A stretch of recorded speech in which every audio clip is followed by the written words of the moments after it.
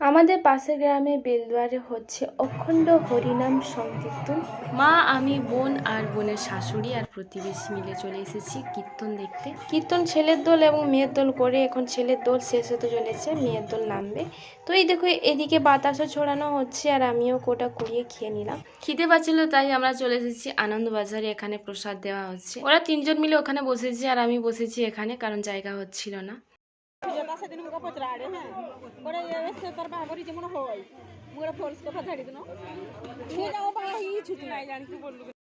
এই কথাটার সম্বন্ধে আমি একটু পরে বলছি, আগে প্রসাদে কি কি আছে বলে ফেলি। তো প্রথমে দিয়েছে অন্নপ্রসাদ, তারপরে চানা পনির, টমেটোর চাটনি, ডাল, আর লাস্টে দিয়েছিল বাঁধাকপি, আলু, বেগুন দিয়ে একটা ঘন্ট, যেটা প্রচণ্ড গরম ছিল কারণ কড়াই থেকে এক্ষুনি নামিয়ে পরিবেশন করা হয়েছে।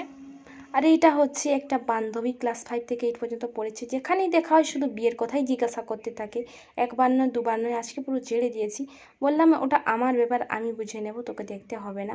কেন কিসের জন্য সেটা আমি অত বলতে পারবো না তোকে। জীবনে যাই ঘটে যাক না কেন আমি চাই যে খাবারটা আমি শান্তি করে খাবো, কিন্তু তারও উপায় নেই। এমন এমন লোক থাকে, এমন এমন কথা বলে ফেলে যেটা আমার মটকা গরম হয়ে যায় এবং মন অশান্ত হয়ে যায়, আমি শান্তিতে কিছু করতেই পারি না। এখন নেমন্তন্নের প্রসাদ নিয়ে আমরা এদিক দিয়ে যাচ্ছি, তো দেখতে পেলাম কত কিছু খাবারের দোকান বসেছে। পেঁয়াজ রসুন কিছুই দেয়া নেই এতে। আর এই দেখো এখানে গরম গরম ঘুগনি চাট বিক্রি হচ্ছে। বোন এবং তার শাশুড়ি আর প্রতিবেশীরাও এখানে থেকে গেছে কীর্তন শুনতে আর দেখতে।